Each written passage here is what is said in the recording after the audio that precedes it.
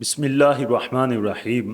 نبی کریم صلی اللہ تعالیٰ علیہ وآلہ وسلم کی آمد کا مبارک مہینہ ہے اور مومن ہر طرف خوش نظر آ رہے ہیں کہ ہمارے حضور کا مہینہ ہے۔ ویسے تو دن رات اور سارے زمانے حضور کے ہی ہیں، لیکن ربیع الاول میں حضور تشریف لائے تھے، اس وجہ سے مومن خوشیاں ہی مناتے ہیں۔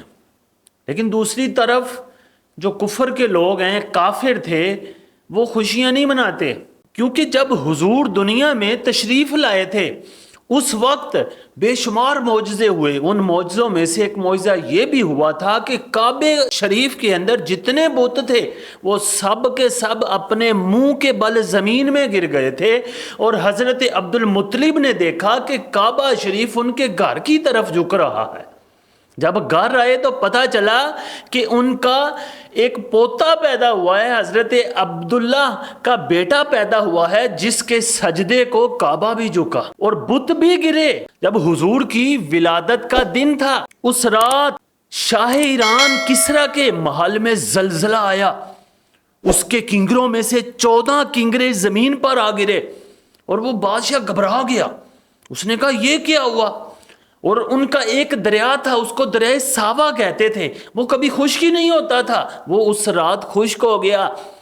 ایرانیوں نے، مجوسیوں نے آگ جلائی تھی جو 1000 سال سے نہیں بجھی تھی۔ وہ آگ کی پوجا کرتے تھے، آگ کی عبادت کرتے تھے، اور 1000 سال انہوں نے آگ بجھنے نہیں دی۔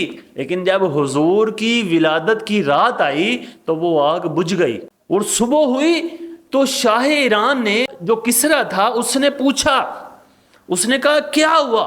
اس نے اپنے نجومیوں کو بلایا، وزیروں کو بلایا، لوگوں کو بلایا کہ یار یہ کیا ہو رہا ہے کہ میرے محل کے کنگرے بھی گرے، میرے محل میں زلزلہ بھی آیا، آگ بھی بجھ گئی جس کو ہم بجھنے نہیں دیتے 1000 سال سے، یہ دریا بھی خشک ہو گیا۔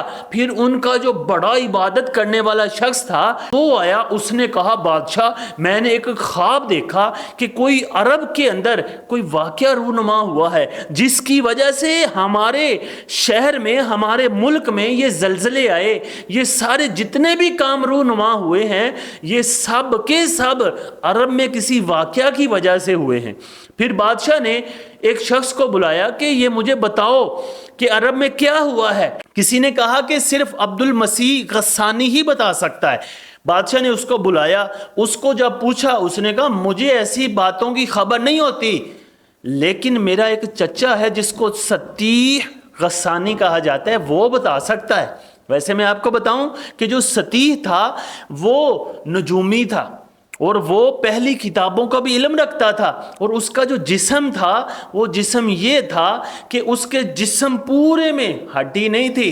یہ عبد المسیح اپنے چچا کے پاس گیا، جا کر سلام پیش کیا۔ سطیح غسانی نے اپنے بھتیجے کی بات پر غور نہ کیا، اس کی بات نہ سنی، اور پھر اس بھتیجے نے، عبد المسیح غسانی نے، اپنے چچا کو بتانے کے لیے کہ میں آ گیا ہوں، کچھ اشعار گنگنانے شروع کر دیے۔